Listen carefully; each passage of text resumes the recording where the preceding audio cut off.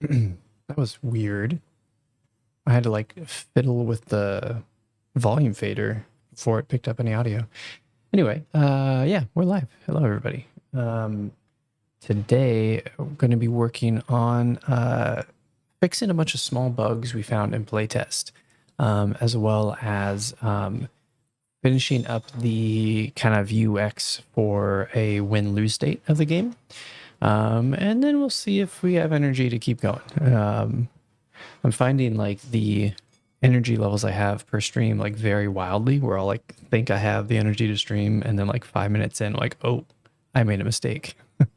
uh, Came home a little earlier than I planned from the office, and so it's pretty early, and so I feel good about that. I might have like a normal evening, and that'll be fun. But let's dive into development. Let me pull open my little list here. This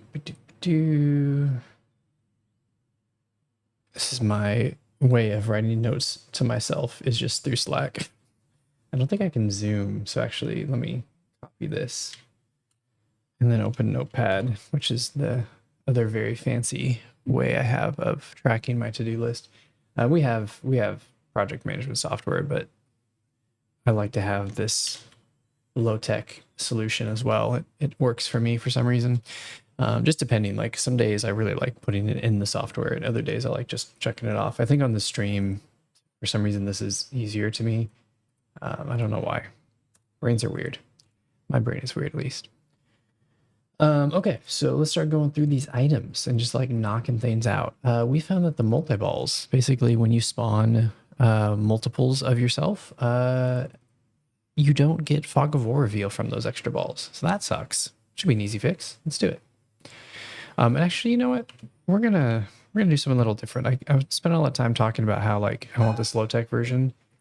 Let's step into how we should be doing it and do it the right way, because I have the energy tonight to do it the right way. Did this post on the GDOD server? I don't think it did. It's so random when it does the announcements. I'm just going to post in general.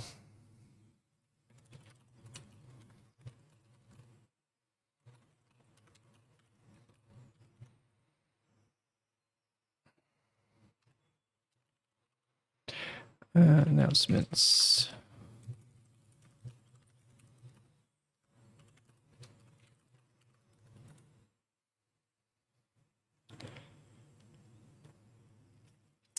Okay.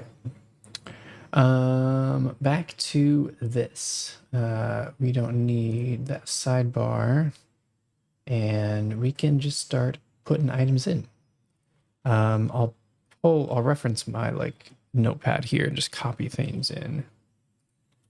And then we can do the very satisfying thing of checking things off as we go.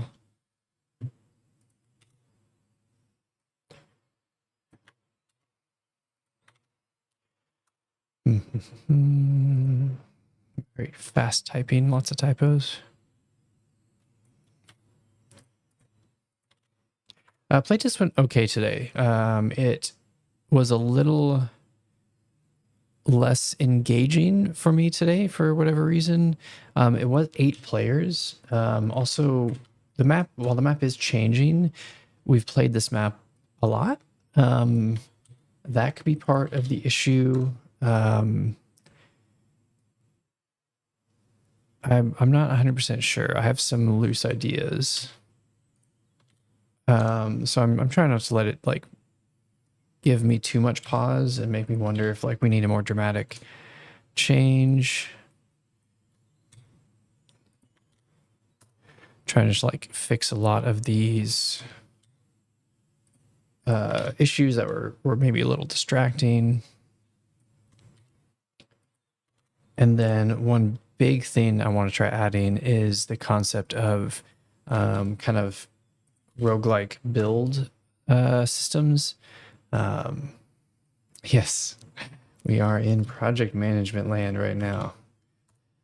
I made a lot of notes of small bugs in today's internal playtest, and instead of just using a notepad like I normally do on stream, I'm going to put it in here. Almost through the list. There's a lot of small items here. What's nice is like a lot of these are very, very fast fixes, so that'll be satisfying.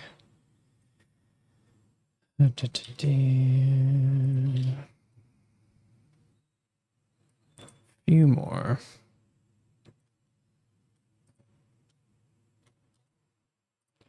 But yeah, so I'm hoping the next playtest to have that maybe I don't want to call it a deck building. It even feels weird saying roguelike because I don't know. It doesn't feel like this is a roguelike game well suited for roguelike design.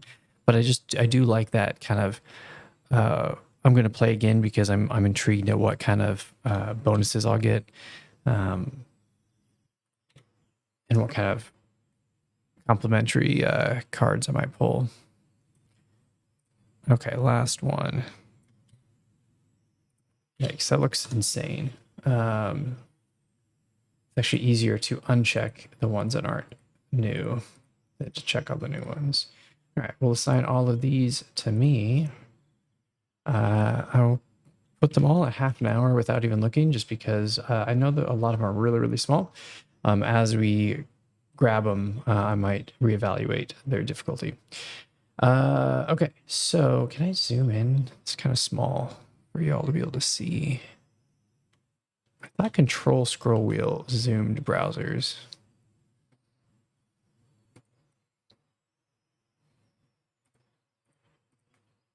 There we go.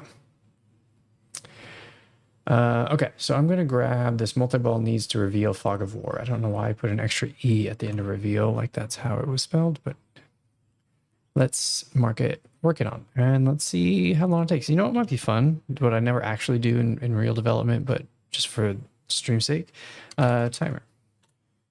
Let's have a little timer.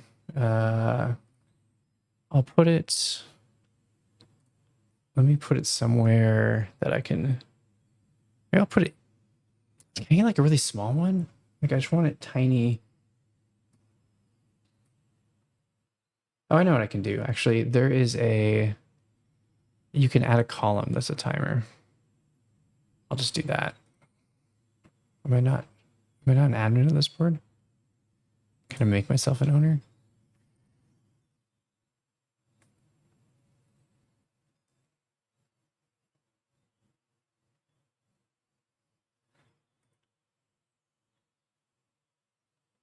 Since I didn't make the board, it doesn't seem like it'll let me. But with that said, I am the admin of the account, so you would think that that would let me do whatever I want. Dashboard type.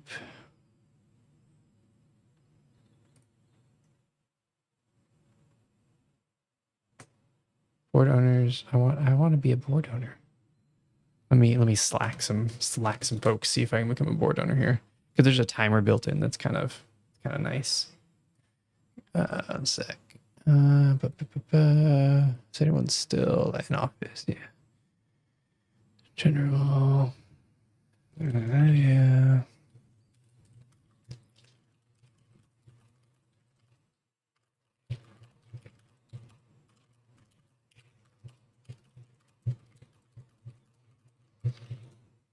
Okay.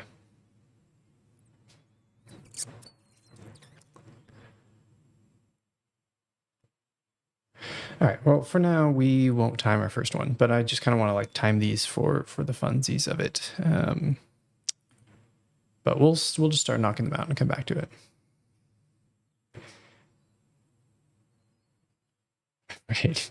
Yeah. I just want to be a super admin for everything. I'm the admin on the account, so it's funny that I can't force that. Maybe there's like a backdoor way to do it or something.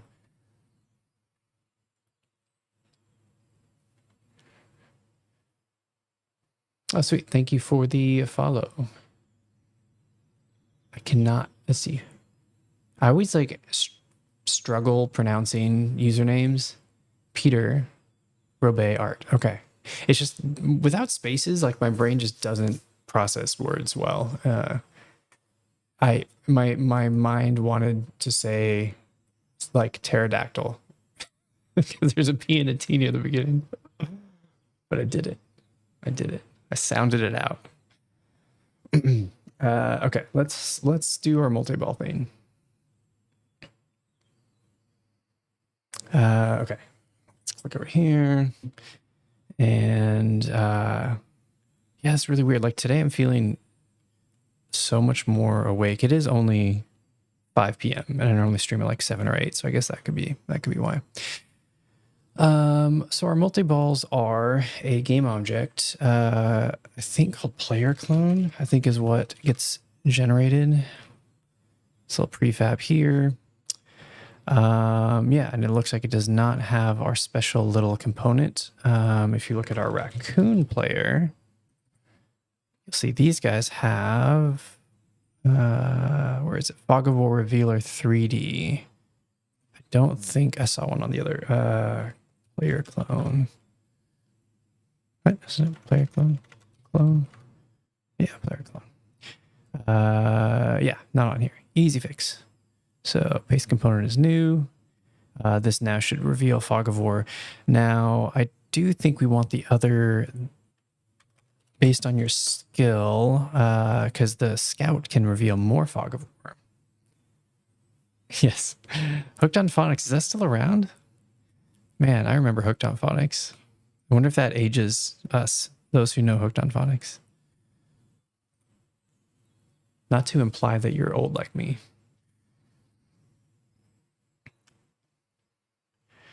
Skill-based reveal updater. So yeah, this, I don't know if this happens though on instantiation. We should probably double check that.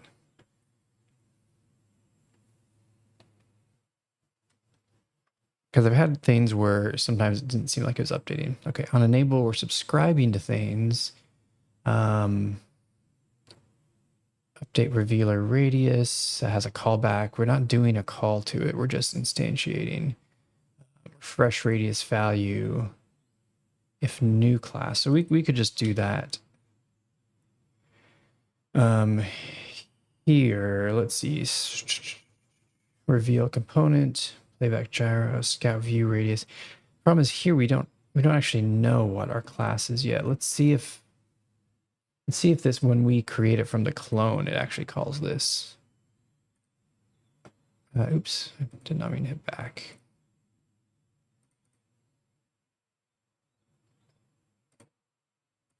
No. Okay, so we have to go through a couple places here to fix this. Multi-ball. Power up. Let me make this larger.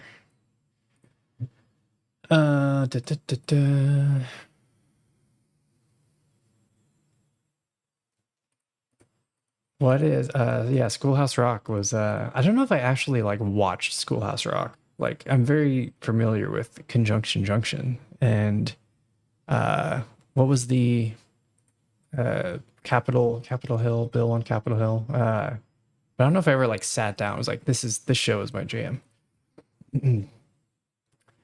Okay, we need to figure out when we spawn a multi-ball. We need to say, hey, you need to update your class to look a certain way. Multi-raccoon, clones generated, create clone. Okay, so that's a weird print that isn't really useful. So we're instantiating this is our player clone prefab. Set its position.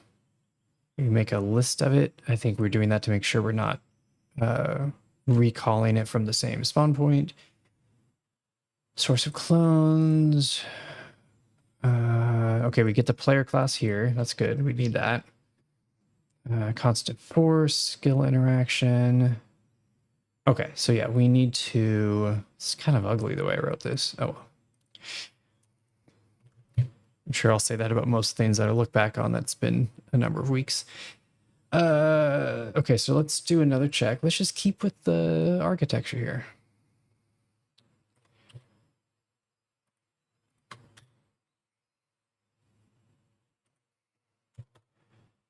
So instead of playback gyro, though, we want to make sure we have, what was it called? We were just looking at it. It was skill-based revealer update. Skill, why is it not auto-completing? Be cool, man, be cool. Skill-based revealer update. I'm so spoiled by autocomplete. Okay. So that might be a namespace issue. Or a typo issue. It's also possible. Really? You don't? That type should exist. That's in the runtime.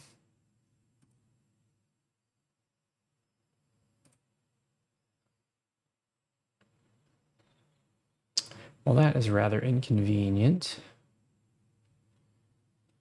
This thing that's going to be fast is not slowing us down. I try like not to actually typically break my code into multiple namespaces, and I'm forgetting the name, but someone I worked on this project with did a lot of like separation, so that way it compiles faster when you're only editing.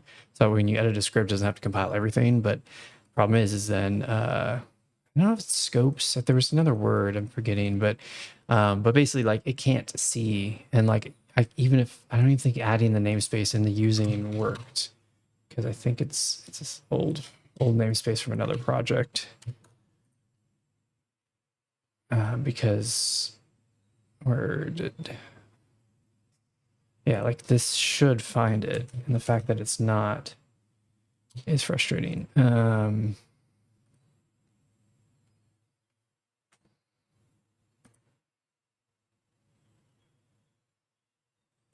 Yeah, they're both mono behaviors, and I bet if I did this, it would maybe help. No. Well, how annoying. Okay. We will, because we can't even modify that particular script if we can't get access to it.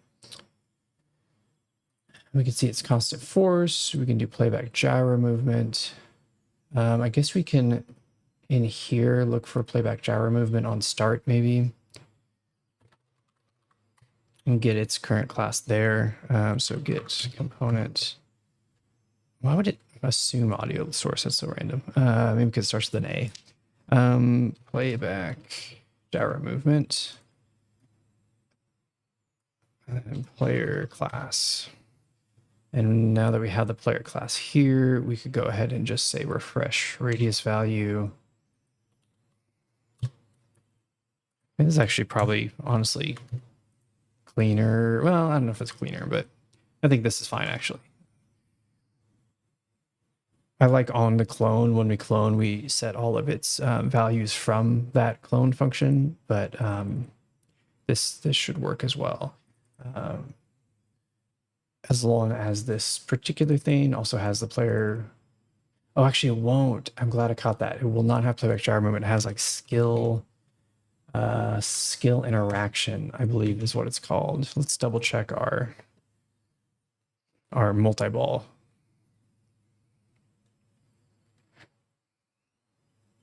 We want clone. Okay, so player clone, yeah, it has a reveal. Yeah, it has skill interaction. Now my only concern is when does, see, here's why I like to do it in the clone section, because when does this actually get set? And if it gets set after we call the other start, it will not work. So it's kind of not ideal. So let's go back to, because when we instantiate it, it's going to run start. Yeah, that's going to be a problem.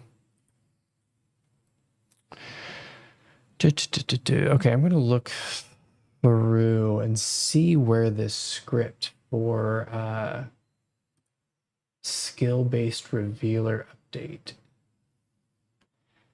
I think I remember the problem is because this touches our fog system, if I'm not mistaken, and that is in a different, we'll say scope. Maybe that is the word I'm looking for, but yeah, this lives inside the fog of war folder hierarchy, and it doesn't like to interact for whatever reason. And this doesn't work if you don't like get fancy. But someone got fancy, and now, yeah, these like folders don't cross communicate, so it can't find it.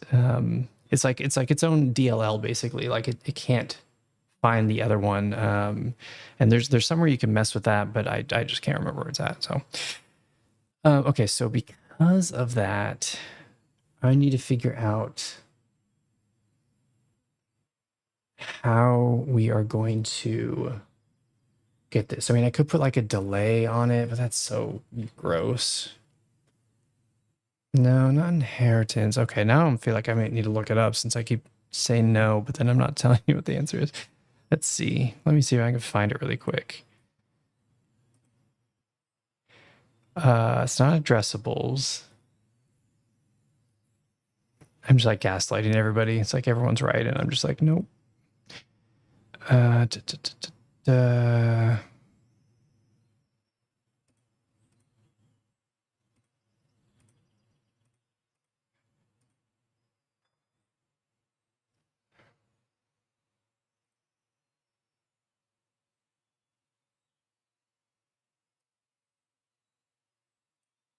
Assemblies.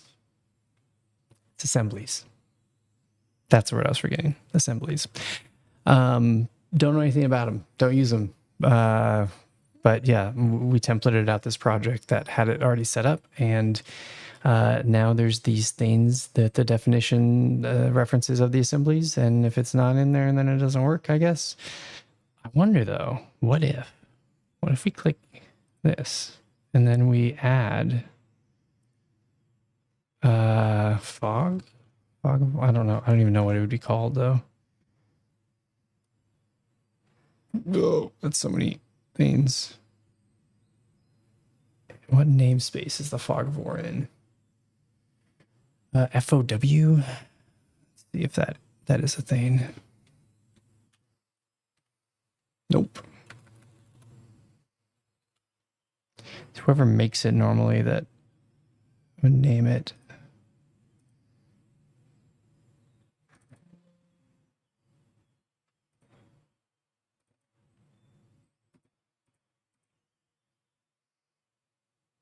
Yeah, I don't know. It's like it just needs to be able to just see that. What's funny is I already forgot assemblies. I was like, wait, I forgot the word again already. Maybe, you know what? Maybe this is like a good learning experience for me. Maybe I should stop just saying I don't know, and I should just like look it up really quick. Like how to add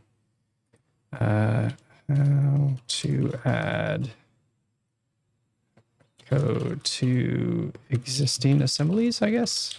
I think it's part of the problem is I don't actually know why it's not working and what about the assembly makes it not work. Unity. In the project window, locate the folder containing the scripts you want to include in the reference assembly. Okay, I like that. Create an assembly reference using the, here, hold on. I can read. Group read, all right.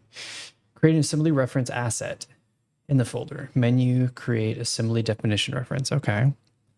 Doesn't matter where, because sometimes it does matter. Assets. Oh, well, that's just, okay. But where are all of our assembly references already at? So we keep it organized. Assemblies. Wow, there's 3 folders. Yuck. Don't know which one is where we want. Okay, that's photons. Don't want that one.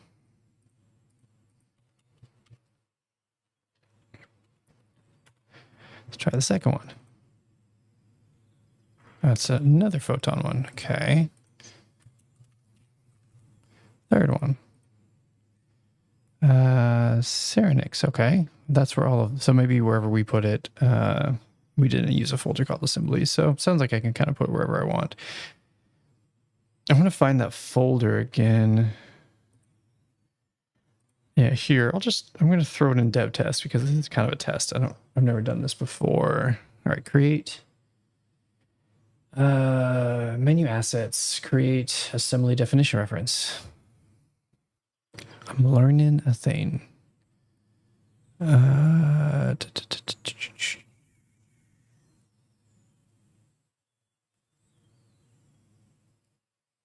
I just missing it? Assets create. Does that not what I did? Maybe I need to do it from the top. Let's create.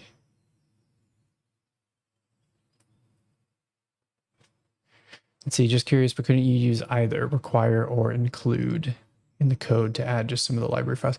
So yeah, normally I can just say using, and it works, but for whatever reason, that doesn't seem to be working for me. So that's why I'm gonna try this path. Okay, create. Oh, what's it? Create. Oh, it should just be here somewhere. Assembly, assembly, assembly, assembly. Why is it lying?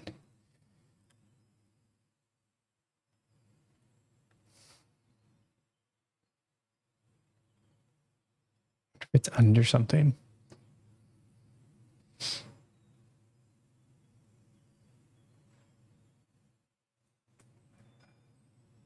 There we go. Okay. Assembly, does it a reference? Yeah, assembly definition reference. Okay. Assign name asset. We'll call this fog of FOW, fog of war. Okay.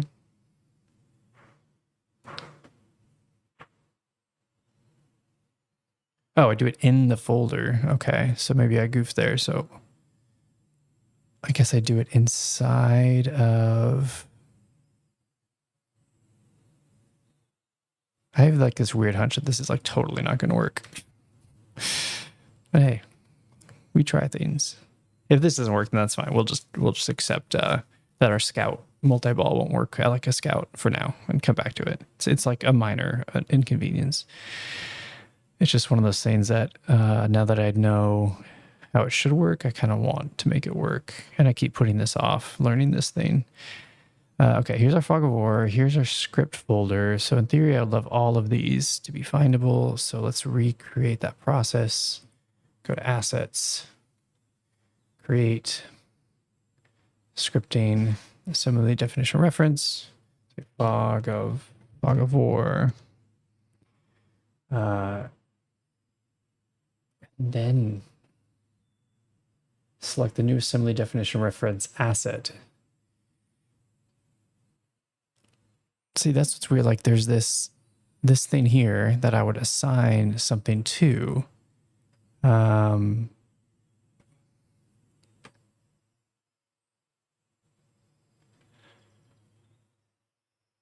that's really bright.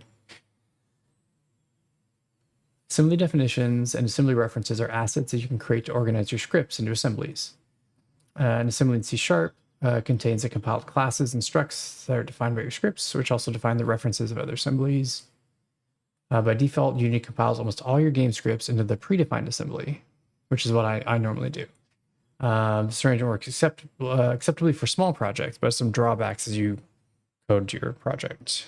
Every time you change one script, Unity recompiles all the scripts. Which is what I was saying before. Any script can directly access types defined in any other script, which is normally nice, and I like that. Which can make it more difficult to refactor and improve your code, right? Of course, like separating an organization, maybe you want to name things similarly. Yeah, all scripts are compiled for all platforms. Yeah, so like by default, these are nice things. But if you want to start getting fancy, I can see why you wouldn't want these things. So, okay.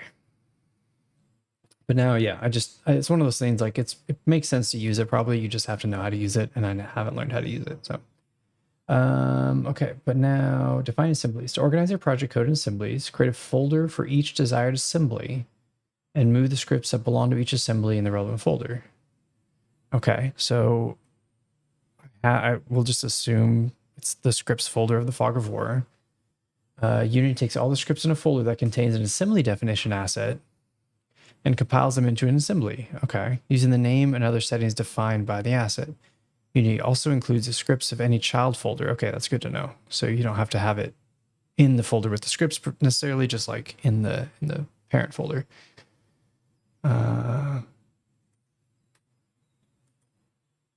include scripts from a non-child folder in existing assembly, create an assembly reference asset in a non-child. So this, like, knowing when to do an assembly reference versus an assembly definition is a little off. Unity takes all the script.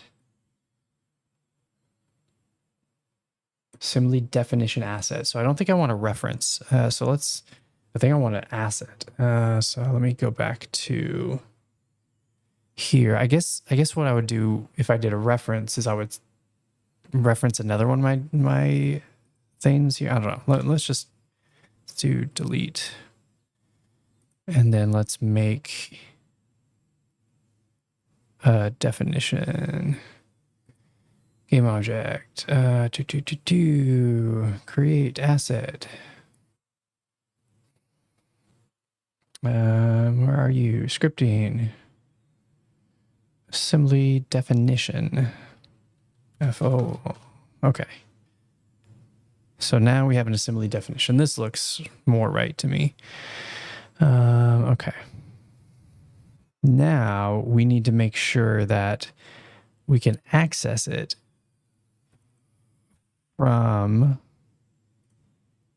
Okay, I'm starting to feel a degree of confidence now, starting to understand this. So here's a assembly definition asset, and we're including these references in it. So I'm going to add FOW. Okay, so now we have it in our list. Now that makes me feel like maybe... Oh, I've just pissed everything off. It's like, what have you done? You ruined everything. We hate you. Okay, so now it's like, yo, what have you done in here? We can't find these other scripts that we care about.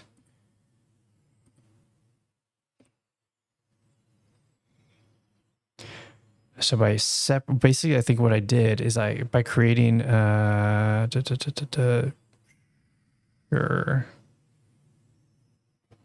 that didn't fix it. By creating this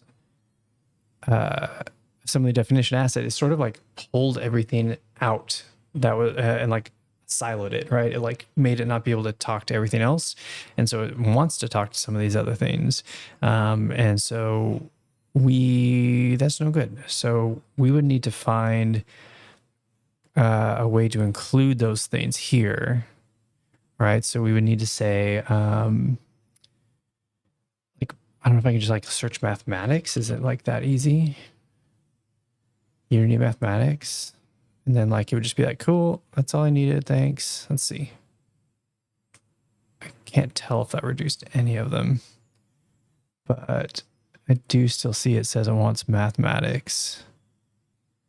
But I'm like, hey, I gave you mathematics.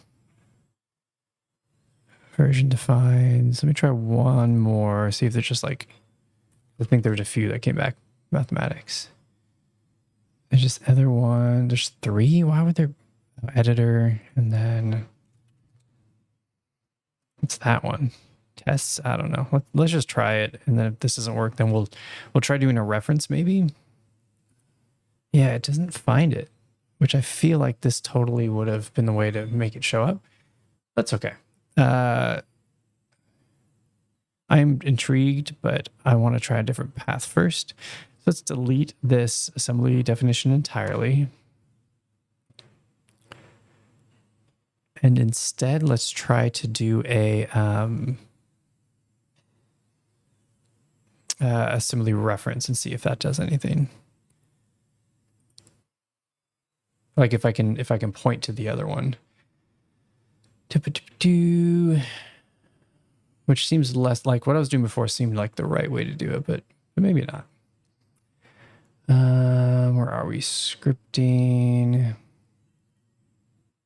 Assembly definition reference, OW, and then maybe I can put the one that I was in before in this slot, which I need to remember the name of. I mean,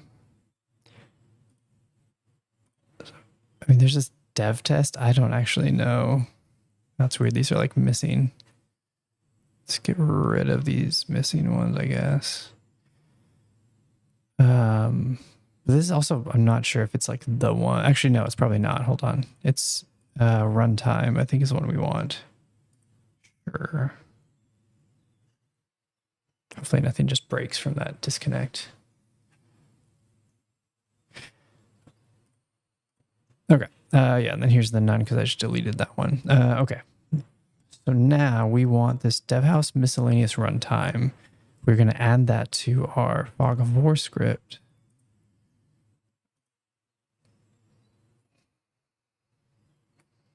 Come on.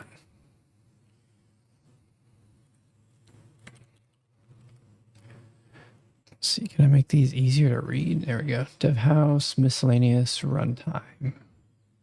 Okay. Apply. Okay, so good news is that didn't throw any errors. Now here is the thing. It's like we have no idea if that did anything, and I'm skeptical. Bit of a educated guess, I guess, so to speak. We want skill-based revealer. Yeah, skill-based reveal update is what we wanted to put in here earlier, and we couldn't. So let's try it now. So we're going to do this. Skill-based. Yeah, still not showing up. Let's see if we can do using though. I'm using, I don't think Fog4 even had. No, it doesn't. Oh, there's that FOW there. Yeah, see, it's not even able to find the namespace. Like that's the problem. Like the project just, if it's like it doesn't know that namespace exists.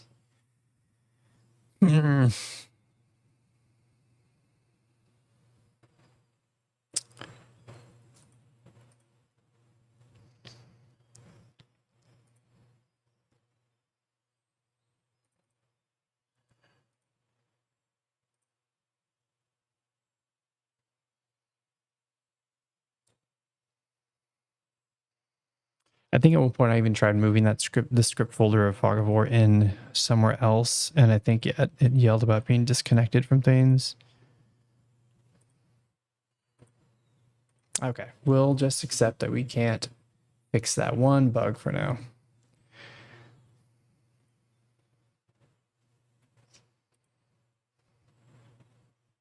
Oh, it now threw all the errors of not being able to find things.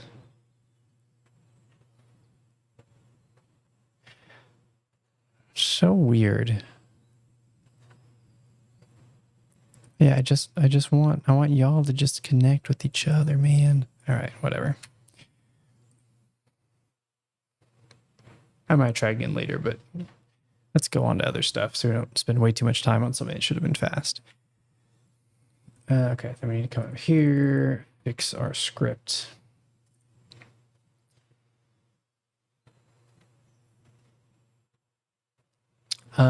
Maybe it should be in the base directory. That's worth a try. That's an easy thing to try. Yeah, it is recursive. Okay, let's try that. Why not? All right, so let's do game object.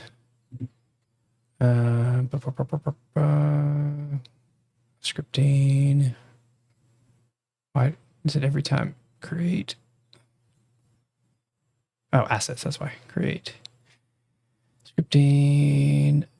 I'll try the definition because that seems more correct. Fog. I'm going to call it Fog of War this time.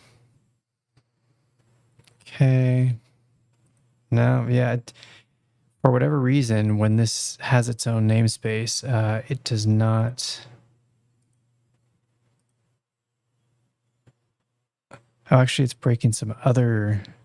Well, it's breaking multiple things. So, I mean, the break on the my scripts, I might be able to fix that. But this one, it just does not have mathematics, which is weird. Like, let me look at maybe the dev house one and see what it includes. So on its thing here, it's using these. Can I just copy all of these? Copy this array. Maybe I'll just take a screenshot of it and like reference it. Okay, let's go into here. And then under here, can we paste? No. Okay. I'll just use my screenshot reference. Okay, so we had a couple photon. Let's see, photon quantum.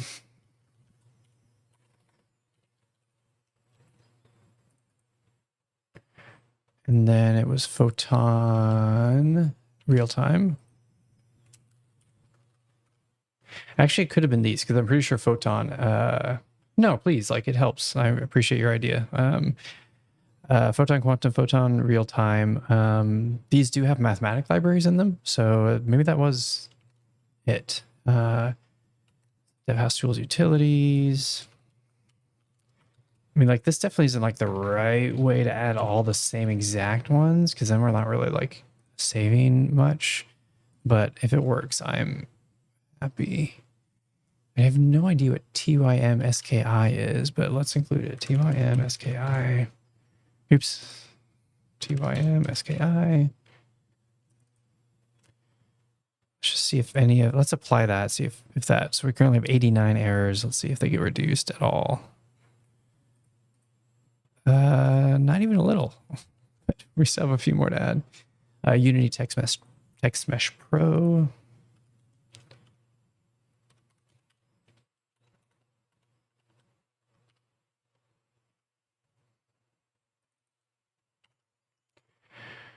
And then we have more photon. Yeah, this doesn't seem very encouraging though, that nothing is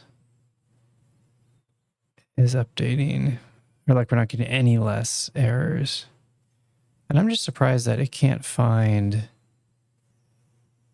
type namespace mathematics does not exist in the namespace Unity.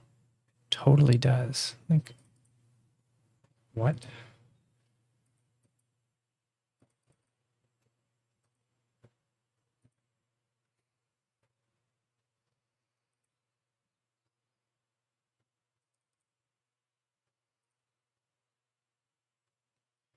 It just needs like, it should be like, hey, include Unity. Yeah, Unity mathematics. Right. Why would that not clear that?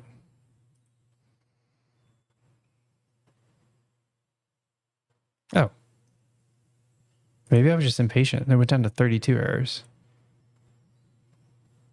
Now these are some of my own, well, that one's my own script. What's this one? Unity burst. Okay, let's just try to add what it wants.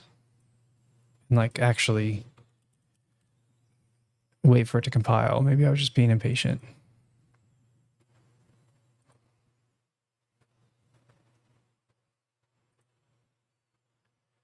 Yeah, okay, actually I think this is working. Unity engine rendering. God, this needs like everything.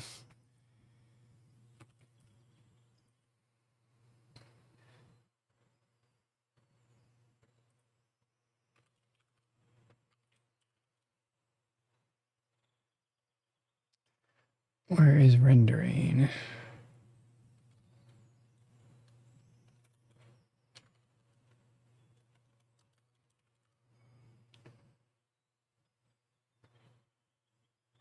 Don't see a rendering, which is unfortunate because so far this was working pretty well.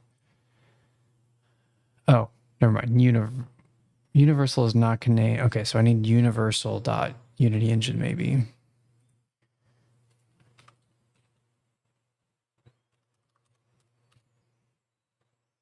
These ones ask for assets, so I have to actually like drop in specific assets. So I don't think I could use a wild card here. What was I looking for? Unity, universal.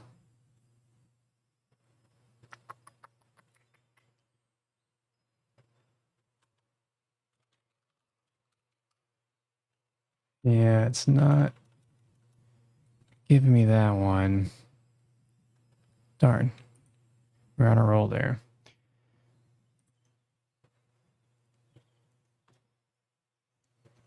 I mean, it even tells you, like, are you missing an assembly reference? It's like, oh, that's exactly what I'm trying to do. I'm trying to add assembly definition references.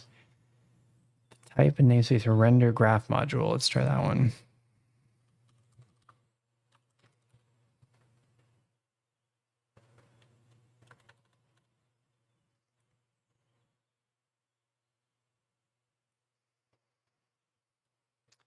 I wonder if these are all under something more universal, like universal.runtime. Let's see if that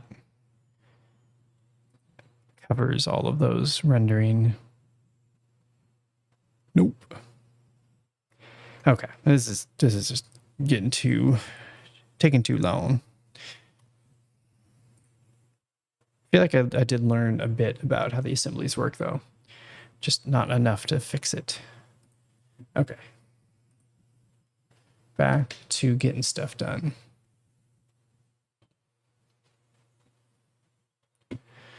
Do any of my... Yeah, no, I need to get rid of this. That's fine.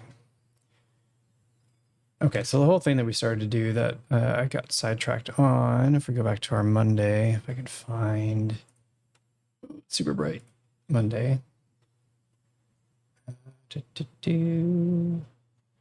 Multi-ball needs to reveal fog of war. They do, but if you are the scout class and you spawn more scouts, they will be like miniature scouts. They will not actually reveal a lot of the map, which is too bad, but that's all right. That is done for review, and then oops, hit save. It's a web page, and then it jumped to the for review section.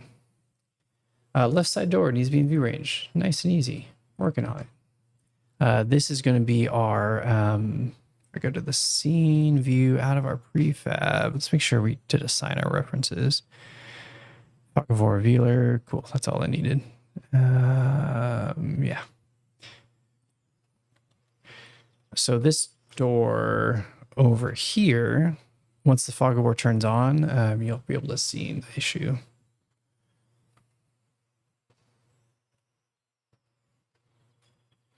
So we have these lit up areas, and so I basically start you with some vision.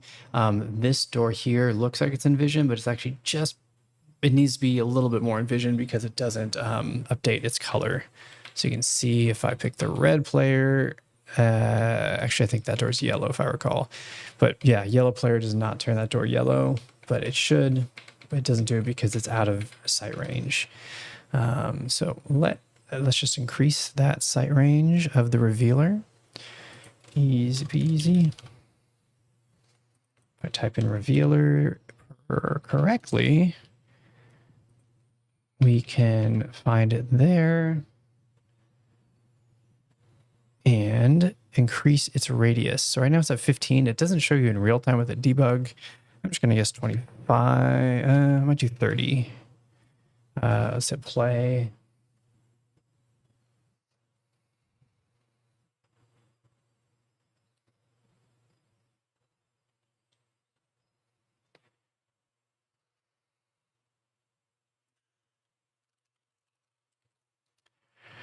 Okay, so now we can, let's go back to scene view or game view.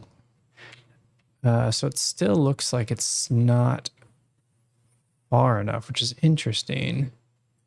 I just drug it closer. Does that work? That is fine. I don't like this kind of weird little extra bit there. It's kind of ugly, but whatever. We will take the fix of the thing we were trying to fix. I did change the position and I'm in run mode, in runtime play mode. So I need to copy and paste it. So just to make sure that sticks, because changes while you're in play mode don't persist once you exit play mode. Now that looks right, but let's double check with our spawn. Sweet. Now we can see that it is a yellow door. All right.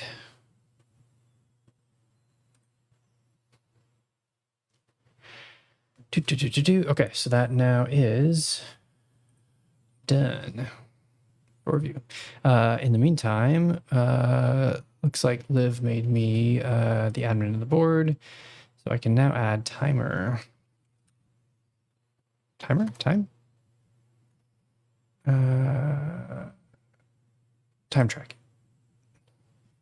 And then we can just do a little, I'll drag this over for my own sake.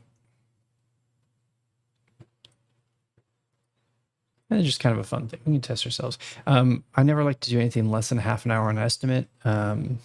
Oftentimes these will take less than half an hour, but it just gets a little micro. So hopefully these things go much faster. Okay. Leaf blower objective did not get checked off. So when we went into our, I need to clear my search field here. When we completed this objective here by getting the leaf blower object, it didn't give a little check mark here where we say sabotage leaf blower. So let's look into that. I know the star is connected to that game object and it's easiest to click. So I typically click on that and then click up into my hierarchy. So it is Heist step 1. Now, one possibility is in the game, maybe someone squeezed by, but I mean, that looks pretty big. I don't think someone would have squeezed by that. I think I will maybe rotate this though and make it a little more square just to be extra safe. Scale it. I just want to change the collider box. Basically, if you get in this room, like you should get the reward. Yeah. Okay, and then I do need to rotate that star back though, because I'm manually making it look at the camera. There we go. Okay.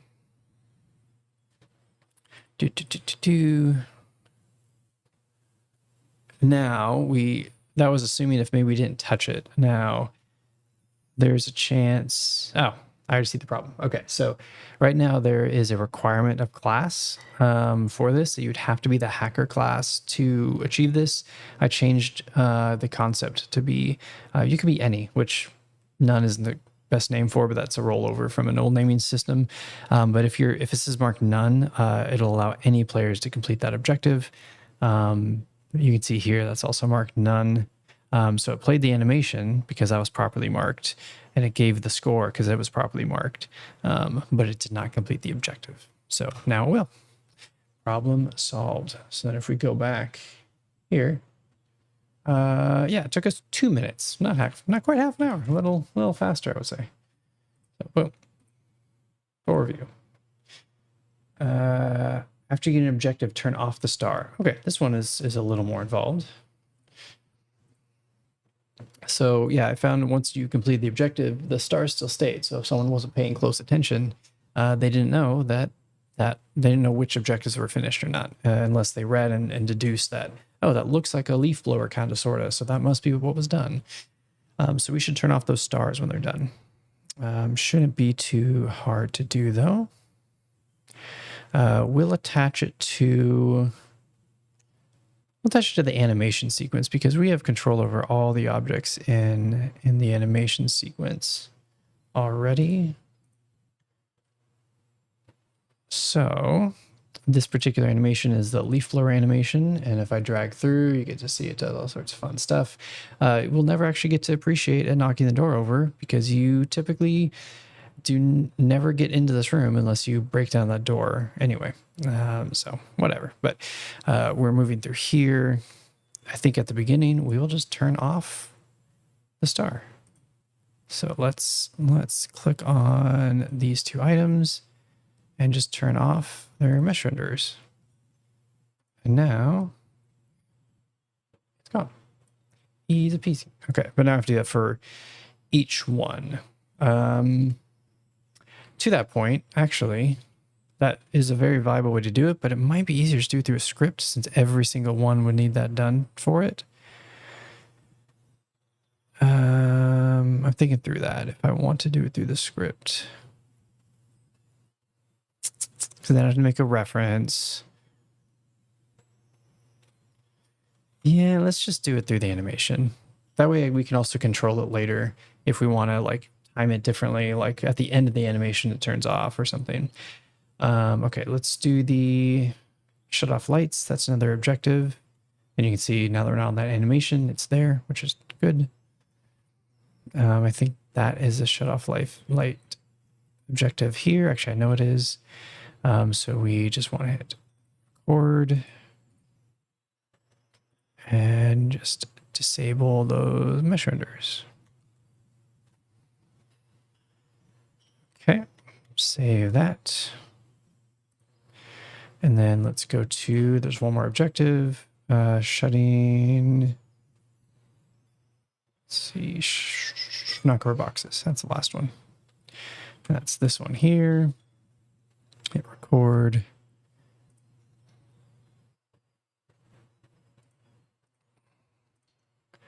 On the first frame, we disable your mesh renderers.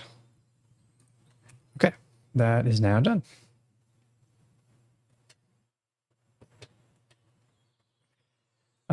Also 2 minutes on a roll. Okay.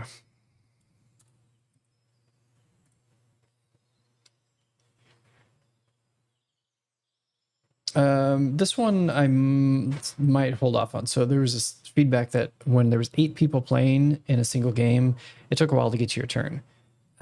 So we need to come up with like a design solution. We have a few ideas, but that one's a little less straightforward. So we'll come back to that one. In fact, I'm going to move it to active sprint and not today. This is my today group. Back bedroom is hard to get into. Okay, little design tweak, no problem. Let's start. Get on it. Go. The back bedroom is this door. Oh, not show on my screen. Is this door here? The kind of go-to path was typically you would launch through this front door, you go through this other secondary door, and you kind of bounce around this thing and hope you landed in. Also, you could come from this way, come through. You could even come from the far side and bounce in. On rare occasions, you might get really lucky and go from this side. I think it would be easier if this power grid wasn't in the way. Or the door was moved over a little bit. We would have to shrink one of the other bedrooms. Because I'm kind of looking at paths. So another idea too is to turn on, like if you complete a certain objective, it turns something on that gives you a more straight shot. Let's see, would you allowing them to do something more idly? Like let's say you split the pins into groups, assign each group to a player, and the players slightly angle and tilt their pins. That's interesting. I do like the idea that maybe there's something idly. We want to avoid anything that's like super timing based that would like kind of make people try to exactly time an action to an event on the screen because we want this to work well over stream and with different latencies. But I think that maybe there's, like some kind of idle activity as a general concept is a good one.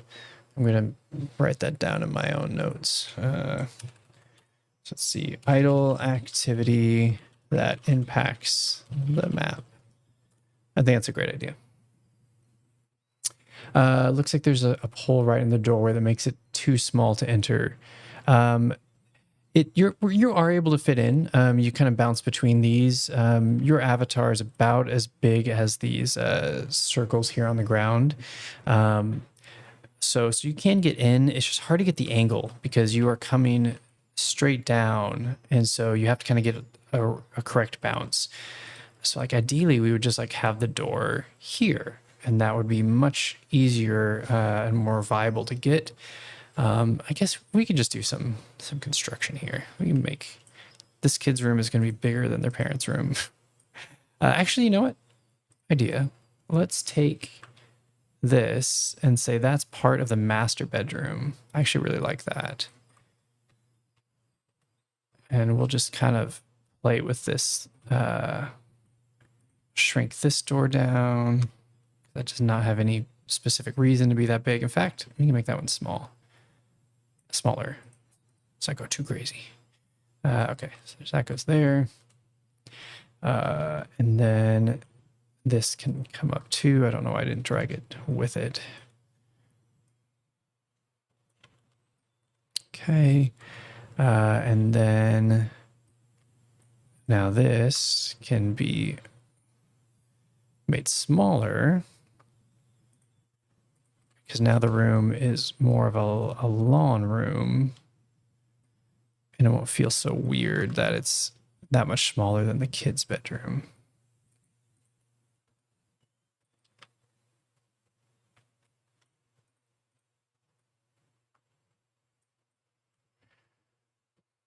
Yeah, definitely have to tweak some things here. The couches are built in a weird way that we have to make sure we get the upper parent. There's some hidden objects and things in them. Sure, whatever. That's fine. Then you should go.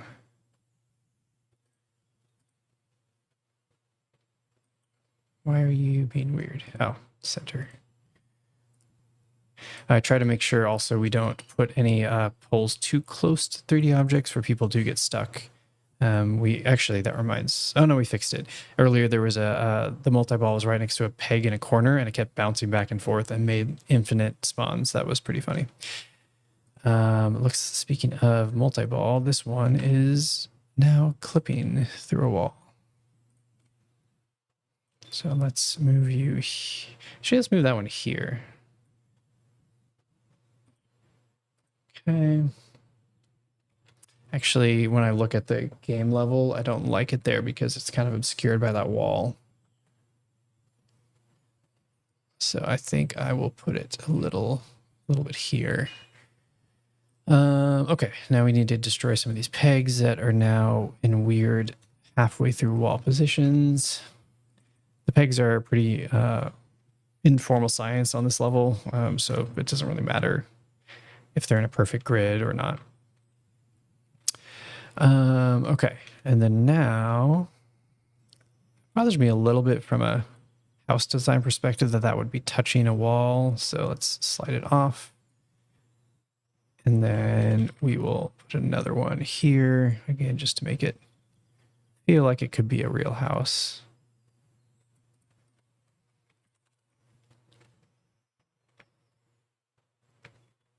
Okay, so now in theory, as long as you get into here, so you could shoot through this yellow door. I just remember it's yellow from playing this level a lot. You shoot through this door, kind of bounce off here, hit that wall, kind of ricochet in and fall through.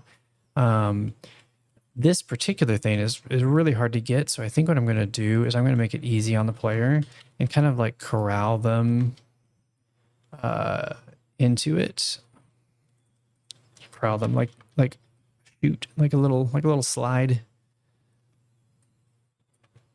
This person has not finished packing the room. They got lots of cleaning to do still.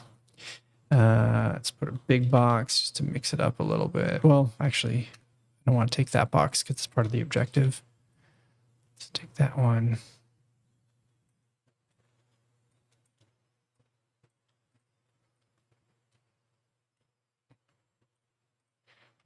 Trying to make it look somewhat, quote, realistic.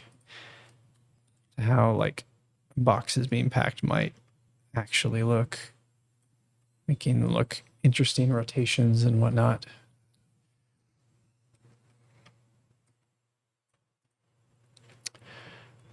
Those look like they're robots or something weird. I don't like that.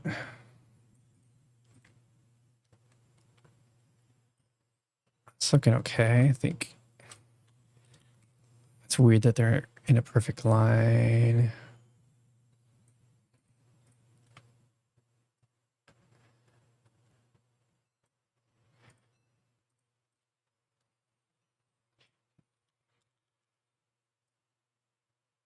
So we'll do that. Now that means there's a small chance that they could fall through that gap.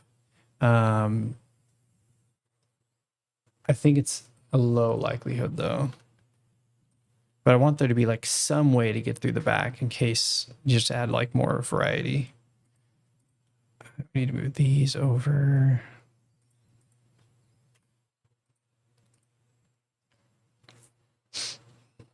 Okay. Let's move that peg. Actually, let's move it down to here. And then I think we'll get rid of this peg, or again, move it. Make sure that these give room for the ball to slide across that as a slide. Today's playtest kind of showed that like things were a lot harder to hit than I expected them to be. And so we want to be maybe a little more forgiving to players and kind of give them a freebie, so to speak. So like this peg is really like a gimme. It's like, hey, like you're gonna bounce off that peg and then you're gonna slide down this thing and hit where you need to go. Nice, you're getting C# lessons. One of us. Well, you already did C#, I thought, right?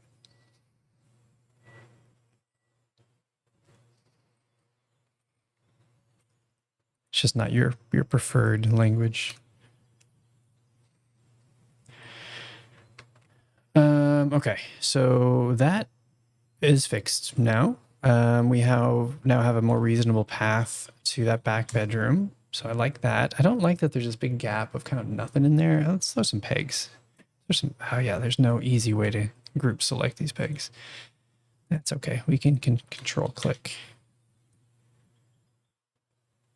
Let's do that. And then we'll move this lamp to kind of be here. Why not? And then maybe moving this peg. This peg feels like it's in an odd location.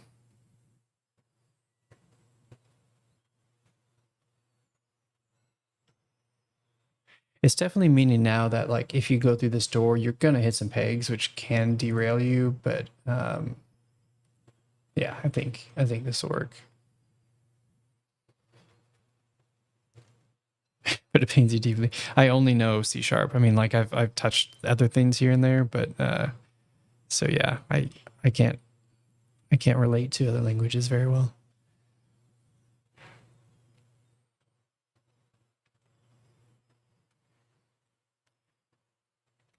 Can't remember what the touch code. There was like some like blob something or other. I remember, yeah, like wanting to rewrite it, but there was like patents or something on that particular code, and so like they want to get their value out of it. So no refactor. Okay, so let's go back to here or here. Where is it at? What screen are you on? There we are. That one took 11 minutes. Slow down a little bit. For review.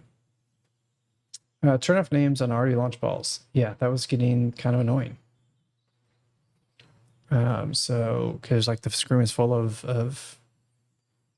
the balls that had been launched and there was names everywhere and it was just ugly.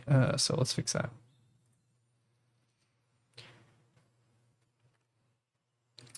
Should be pretty easy to do. So just on launch, we just need to deactivate the associated name.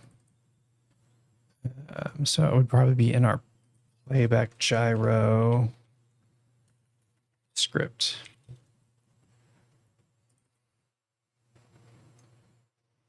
And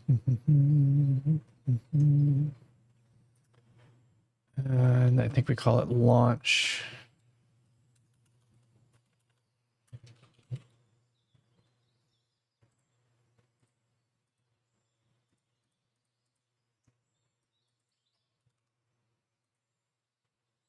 Okay, so yeah, we got launch. That's the debug though.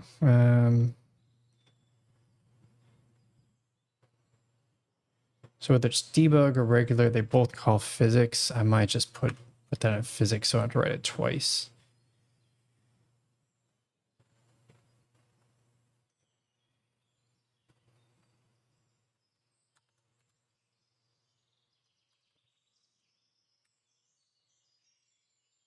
Is this the actual name or is this a text object?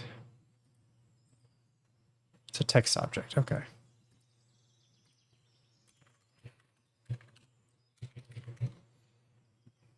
What? Why? Oh. Yeah, there we go. Cool. So basically we'll just blank it out. We could do string.empty too, but I don't know. I like that. All right. That should just fix that. The moment they launch, their name just turned to blank. We could go fancier and make it like scale down, but I don't think that's necessary. Actually, now that I think about it, it is kind of nice to know who had just launched. So maybe we will do it over time. Let's do it over time. Let's do a little coroutine. Enumerator. Scale down text. Scale down name. Then do yield return new, wait for seconds. Actually, I don't know why I'm doing that. Wait for, just doing that so it stops yelling at me. And let's do, I realize I normally don't actually need a coroutine. Can maybe each player have a stripe on their ball? And that is constant. Oh, that's interesting. Once they're raccoons, I wonder how that might translate. But the idea of like an icon or something, or like a hat, right? Like maybe you pick your hat at the beginning, and so like, oh, I'm the top hat raccoon. Tail, yeah, tail could maybe work. I think we're getting pretty close. I was talking to the team today about like getting out of pre-production and starting to like merge art and code. We're the last few play tests, we haven't been really testing big changes, and so I want to try bigger things, maybe one or two bigger things still, but then really start getting art in. But yeah, maybe tail color could be interesting. For now though, we can just do a do tween on the name. We don't have to do through a coroutine at all. We'll write it in here. I'll just do it twice because I've decided that I'm okay with that. Player name dot do. Oh, it's not gonna let me do a do scale dot game object dot do, or we could do a fade dot text dot do. I thought TextMesh Pro had do tween functions. Whatever. Dot game object dot do.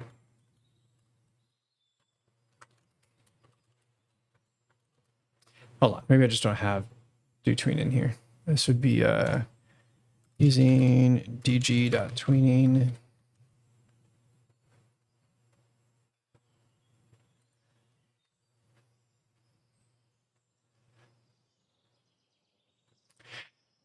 Because I imagine players will refer to classes as colors. Yeah, like since we're gonna try to go for the Sol Bass style, it's gonna be a lot of monochromatics and like solid colors. So I think color language will be really, really important in the game. But I don't know. We'll see when we get there. Player name, game object transform. Yeah, I think player name dot do fade. There we go. Okay, and then I think it's a 0 to 1 scale, I'm pretty sure here, and duration. Let's just fade it out over like 4 seconds, 3 seconds. I mean, it's really just we don't want to clutter the screen for like a long time. There's not a do scale for now. There's not. Okay.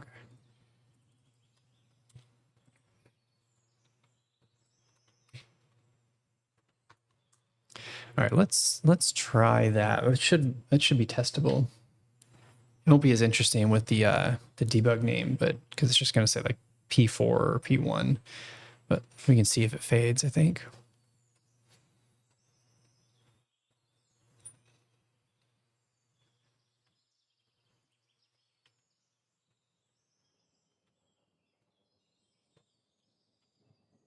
Okay, so we'll go for the red door because that's probably a safe-ish bet. I don't know, I might miss it. All right, so I hit go. That fades pretty fast. We might want to extend that. It did work, so that's good. I think scaling is going to look better though, honestly. Like I think it, like shrinking down will look nice. So we're going to get the game object. Do scale. And then we'll go down to vector 3.0. And we'll like that take, I think 3 seconds flew by. I'm almost thinking 8 seconds. Well, actually, no. Let's make it scale relatively quick, but we will set a delay on it. I really love this package. The DoTween package is really nice. Like just the fact I can do all that in a single line is just gorgeous. I love it. We also can set the ease, which let's do this, the easing. Pull up a cheat sheet for what easing sheet.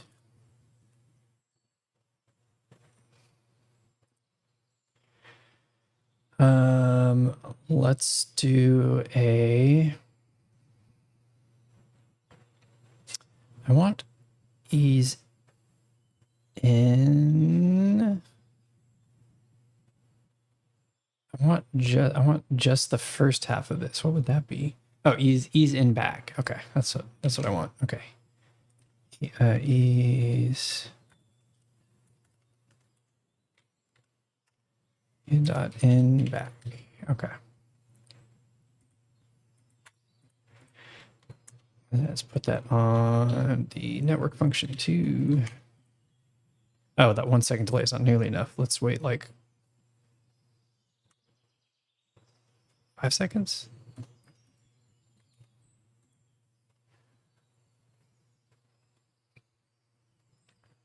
Let us try that.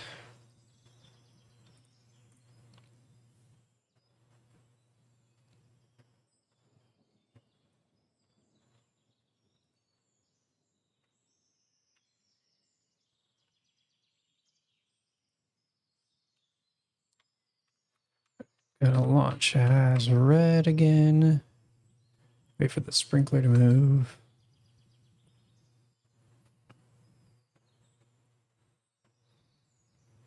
Yeah, that looked better. I didn't really like the fade. I thought it looked kind of rough.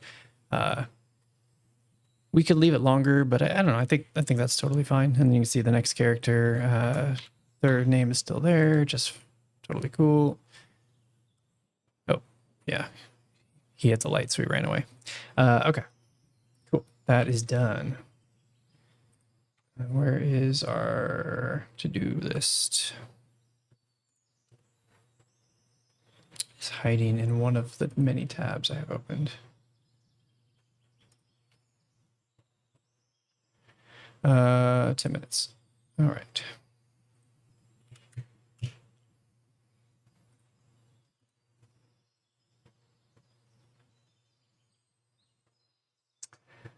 Okay, next one would be don't let the countdown cover up the map. That is those big giant numbers. That should be easy. We just got to slide that somewhere else. The hardest part there is actually just finding where the heck I have those big numbers.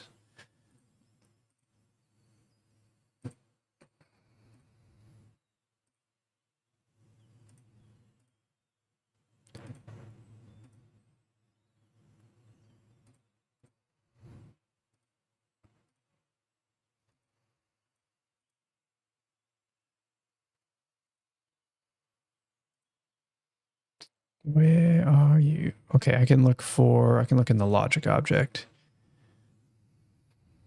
That should be updating it, hopefully.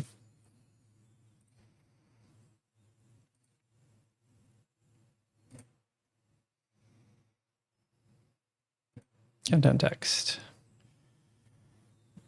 Weird. It's in a place called spawn point canvas. Okay, so right now it's there, which was cool stylistically, but in practice just got in the way of like watching the round, which is kind of annoying. So I feel like up here is pretty out of the way. Like people aren't going to be caring too much that it misses that tiny little thing. Why is this so huge though? Hold on, let's make this more palatable. Oh, the font's just massive.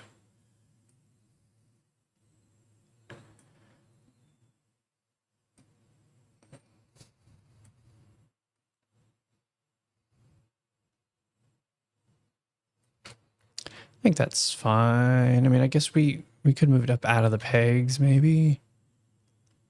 I think it looks probably a little bit better out of the pegs. Oops. I don't know if that was disabled before, but it should be okay. I'm going to hit play just to make sure.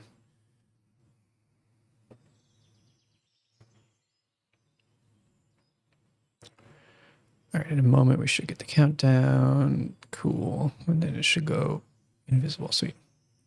Let's launch character just to be sure. Yeah, like we'll probably get rid of the purple class entirely. I don't think they were called the transporter before. Oops, I forgot to watch the countdown.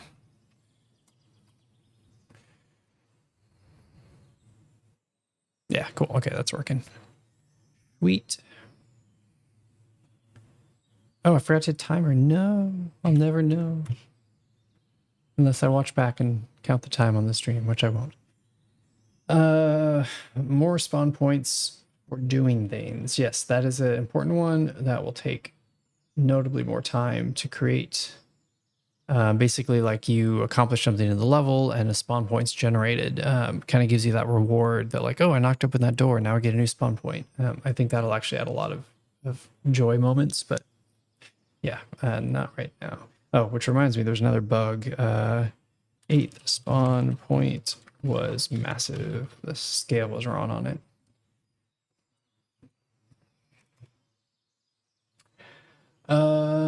Multi-ball need to open. Oh wait, did I?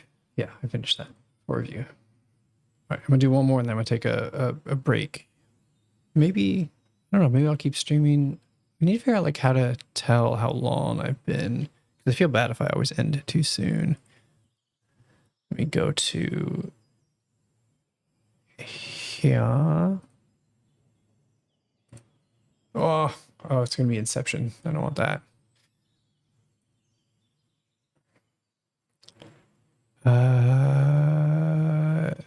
An hour and a half. Okay. Oh, perfect. Yes. Yeah. Let me at least do this one more, and then I might pause. What was that one more? I already forgot what I was doing. Oh yeah, multi-balls, open doors. That should already work. So that is a weird bug, actually. And maybe it was a misreported bug. It could have been these trigger zones. It might have been this. So this guy, he wants to, where's the actual trigger? It's a world event trigger.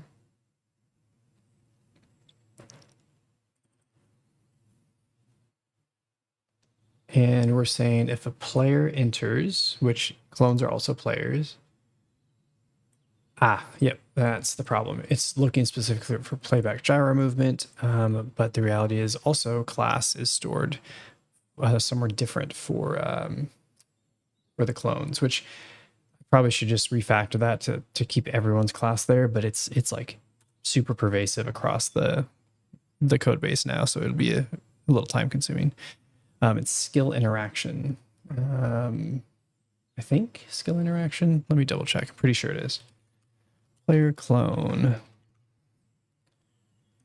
I said player clone, if I can type. Yeah, skill interaction. Okay, so the clones have this to track their skill. So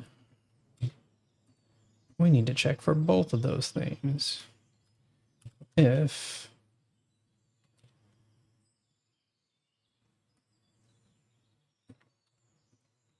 let's do this. If does not equal null, then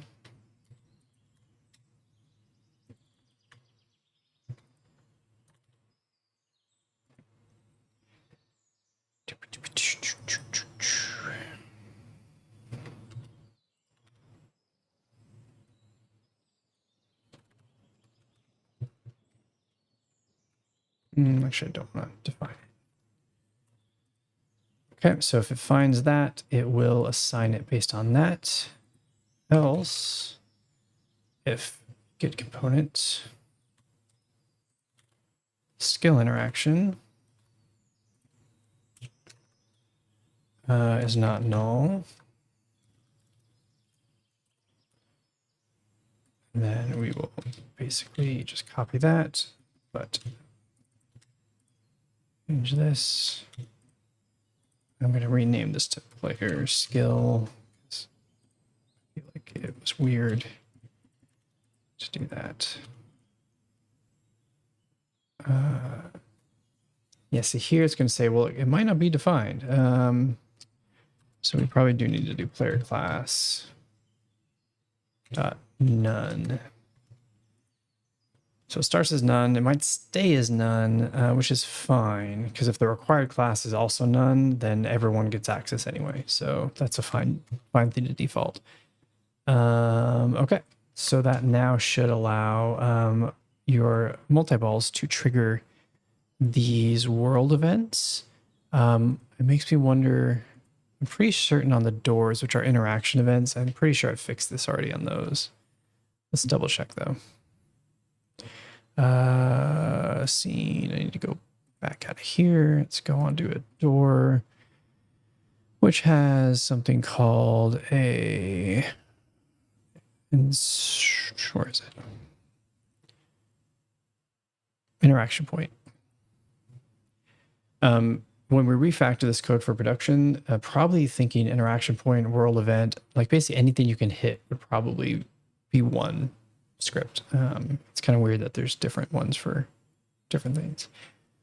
Okay, on trigger enter, yeah, see, we can see here that we look for playback gyro movement and we look for skill interaction. So that one's all set. The only other place I can think is on an objective. Yeah, I think there's like 3 different types of interactions.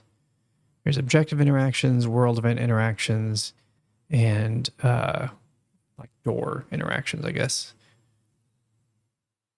Also, I don't know if your multi-balls get get points. So I need to make sure that that happens. Okay, Heist tip. Where is the objective? Let's check score object while we're in here. On trigger enter. So handle player interaction, collision. Most of these are colliders. Yeah, so we should already be getting points for the multi-ball. Player skill. Yeah, that looks right. Okay, so score should be good. So it should just be maybe the objective, world event trigger. We already looked at that. Heist step trigger. That's the last one, I think. Yeah, you can see here it sure doesn't. We actually we return out entirely. We don't want that. So I wonder if I should just yoink it from.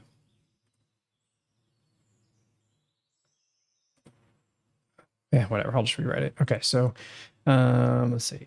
If this does not equal null,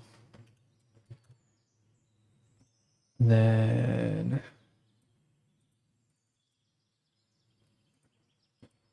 what are we actually passing for player logic? Yeah, we just want player class, right? It's a player class. Let's call this my class. Maybe it should be class of object equals player class none.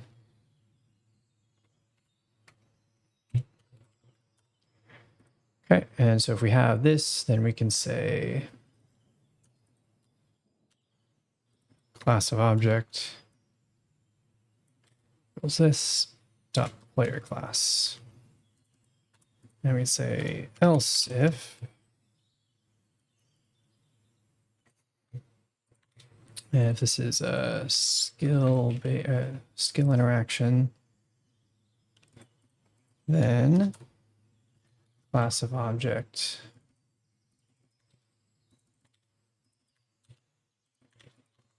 there we go. And I guess we really don't need the brackets here. Tighten our code up a little bit. We don't need that anymore. And then now we just replace this player logic.player class with class of object. It looks like this is all very specific to the player movement. We'd want to freeze them. I think what we want to do instead is get a couple components. Let's do rigid body.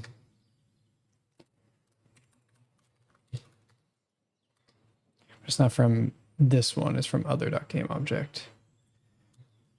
There's a small chance that we wouldn't find a rigid body on the object, but I'm pretty certain that all players have a rigid body and all players have a constant force component. So we are going to assume that until we see errors. It's constant force.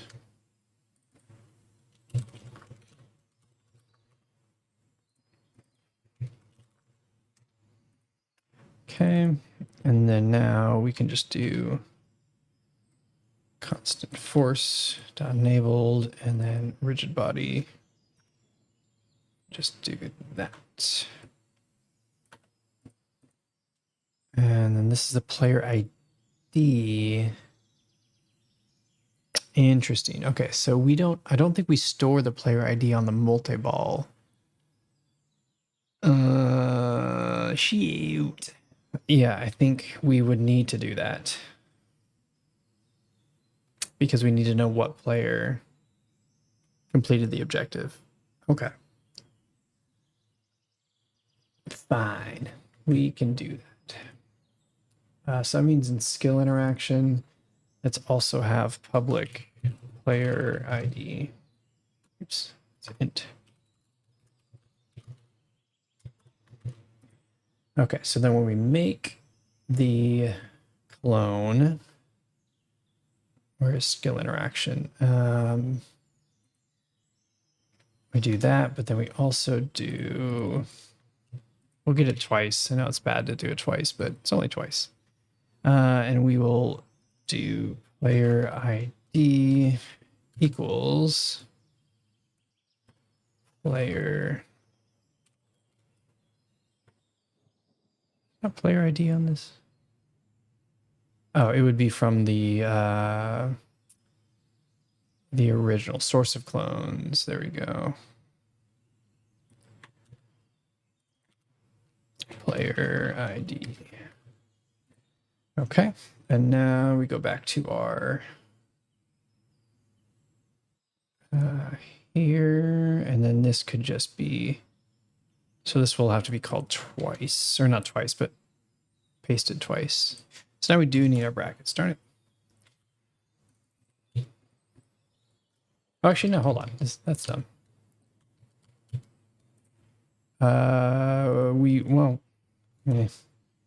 We are going to need the brackets either way, but I think there's a better way to do it.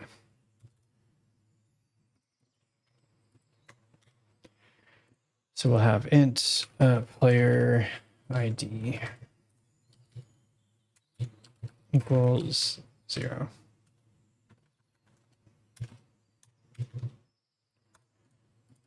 Why is it not like that? Oh, it's just saying it's never used. Hold on.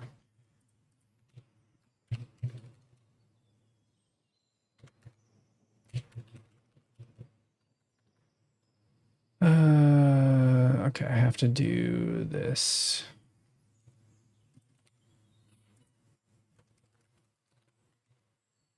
And then here we have to do that. And then now we can do this. Okay, cool. So now when you spawn multi-balls, they will be as effective as you are as the original ball to like do things, which is the intent, and should feel much more fun when you spawn a bunch of balls and they go complete objectives for you. I'm gonna make sure it compiles. Yep, okay, no issues there. I forgot to hit the timer again, darn it. And actually didn't even mark those starting it. Okay. Review. Cool. Okay, so just to quickly cover what is left. So harder shots should have less pegs. We found that like this diagonal shot up to the shed was super hard. Even when there like wasn't obstacles like the sprinklers and stuff, it was just you hit one peg and you're off. And that was frustrating. Now, straight shots, if you're like perfectly lined up with the door, it was really boring to fly through the level. So more obstacles for straight shots, less ones for challenges. Another item. Why is that all offset? Let's fix this.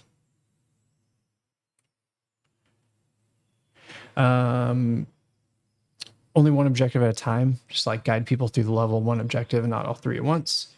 The score wasn't very emphasized, so people didn't even really care about the score. So working on that, one fix might be just make the number higher, because it was like, yeah, we'll always get the score objective, so who cares? Also, every time you hit a peg, multiply the value. So instead of just every peg is 25 points, it's 25, and then it's 50, and then it's 100. And, you know, probably start with a smaller number, like, you know, not 25, but just keep just keep squaring it, basically. And that hopefully will make it really fun to like hit a bunch of pegs, make you care about the points. Less player classes, there's just too many choices.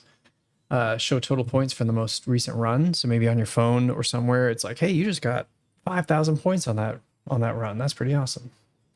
Each player should only have one live ball in the game. We found a lot of areas in the map that you get stuck, and there was like piles and piles of previous turns, and it became just kind of like not cool looking. Time of day is really subtle. Right now, whenever your round completes, the directional light moves and dims, but it's really subtle, and people weren't noticing it. People weren't really following the objectives. They were just kind of launching the balls, and so they didn't really have a clear guiding light. So I think I need to do a better job at directing players. More spawn points to do things. Talked about that already. Just spawn points generate throughout the game, give you new spawn points. And then the 8 spawn point was massive. So yeah, small chance I might come back and play with some of these later this evening. Probably not on stream, but once I get through this list, I think the next thing is some roguelike elements. So that'll be fun. Appreciate everyone hanging out, and I will catch you next time.